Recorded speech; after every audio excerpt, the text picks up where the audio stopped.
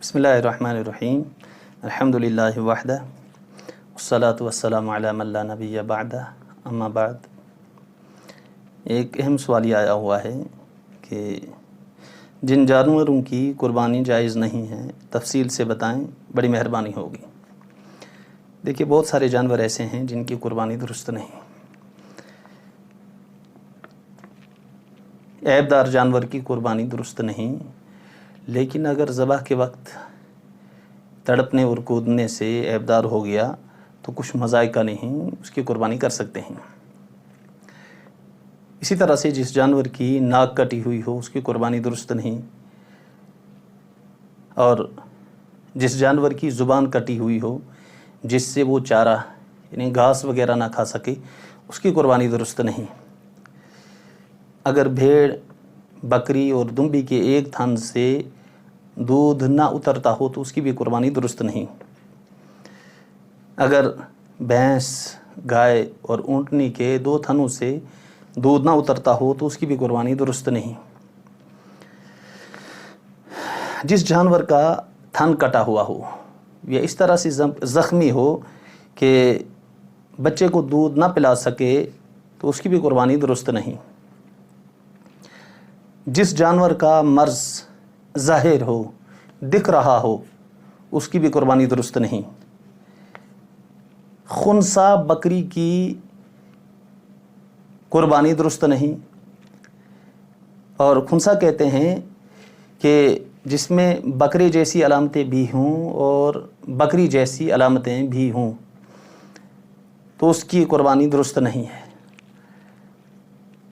अगर किसी ने कुर्बानी के लिए बेऐब जानवर ख़रीदा था मगर बाद में कोई ऐसा ऐब पैदा हो गया या नक्स पैदा हो गया जिसकी वजह से कुर्बानी दुरुस्त नहीं, तो अगर वो कुर्बानी का जानवर मन्नत का था यानी नज़र का था, किसी ने मन्नत मानी थी कि अगर मेरा ये काम हो गया तो मैं इस जानवर की कुर्बानी करूँगा,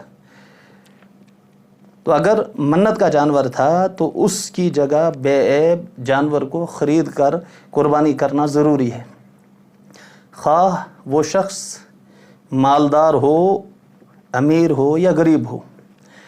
और अगर कुर्बानी मन्नत की और नज़र की ना हो तो गरीब के लिए उसी जानवर की कुर्बानी कर देना काफ़ी है, और अमीर के लिए उसकी जगह दूसरे बेऐब जानवर का कुर्बानी करना ज़रूरी है। जिस जानवर के पेट में बच्चा हो उसकी कुर्बानी दुरुस्त है, लेकिन विलादत के बिल्कुल करीब उस जानवर को ज़बह करना मकरूह है। लेकिन अगर ज़बह कर दिया, कुर्बानी ऐसे जानवर की कर दी, बच्चा जो पेट से निकले अगर वो ज़िंदा निकले तो उसको ज़बह कर लिया जाए, उसका खाना दुरुस्त है। अगर वो मुर्दा निकले तो उसका खाना नाजायज़ है, उसका खाना दुरुस्त नहीं है। अच्छा, जो जानवर अंधा हो या काना हो या उसकी एक आँख की तिहाई रोशनी या उससे ज़्यादा जाती रही हो, या एक कान तिहाई या तिहाई से ज़्यादा कटा हुआ हो, या इसी तरह से दुम एक तिहाई या एक तिहाई से ज़्यादा कटी हुई हो, उस जानवर की कुर्बानी भी दुरुस्त नहीं है। अच्छा, जो जानवर इतना लंगड़ा है कि फ़कत 3 पाँव से चलता है, चौथा पाँव ज़मीन पर रखा ही नहीं जाता, या चौथा पाँव रखता तो है लेकिन उसे चल नहीं सकता, तो उसकी कुर्बानी दुरुस्त नहीं है। और अगर चलते वक्त वो पाँव ज़मीन पर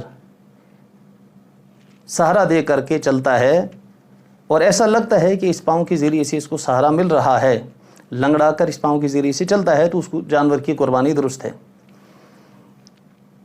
अच्छा, इतना दुबला, लागर और कमज़ोर और मरियल जानवर कि ऐसा लग रहा है कि उसकी हड्डियों से गूदा भी ख़त्म हो चुका है, उसकी कुर्बानी भी दुरुस्त नहीं है।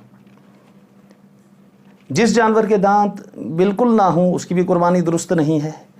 इसी तरह से जिस जानवर के दांत गिर गए हों, लेकिन जितने गिरे हैं उनसे ज़्यादा बाकी मौजूद हैं, तो उसकी कुर्बानी दुरुस्त है। अच्छा, जिस जानवर के पैदाइश से कान नहीं उसकी भी कुर्बानी दुरुस्त है, लेकिन जिस जानवर के पैदाइश से कान ज़रा और छोटे छोटे से हों تو اس کی قربانی درست ہے، اس کے قربانی کرنے میں کوئی حرج نہیں ہے۔ اچھا، جس جانور کے پیدائش سے سینگ نہیں یا سینگ تو تھے لیکن ٹوٹ گئے، تو ایسے جانور کی قربانی درست ہے۔ جس جانور کے سینگ جڑ سے ٹوٹ گئے ہوں یا اکھڑ گئے ہوں یا چوٹ کا اثر دماغ تک پہنچ گیا ہو، ایسے جانور کی قربانی درست نہیں۔ بھینگی آنکھ والے اور باولے اور خارش والے جانور کی قربانی درست ہے، لیکن ذہن میں رہنا چاہیے کہ اگر باولے پن کی وجہ سے چارہ نہ کھا سکتا ہو، گھاس نہ کھا سکتا ہو، یا خارش کی وجہ سے بالکل کمزور ہو چکا ہو، تو اس کی قربانی درست نہیں ہے۔ ایک سوال یہ آیا ہوا ہے کہ ذبح کا مسنون طریقہ کیا ہے، اور ذبح میں کتنی چیزوں کا خیال رکھنا ضروری ہے۔ انشاءاللہ تعالی اگلی مجلس میں تفصیل کے ساتھ اس کی بات ہوگی۔ اللہ تعالیٰ عمل کی توفیق نصیب فرمائے۔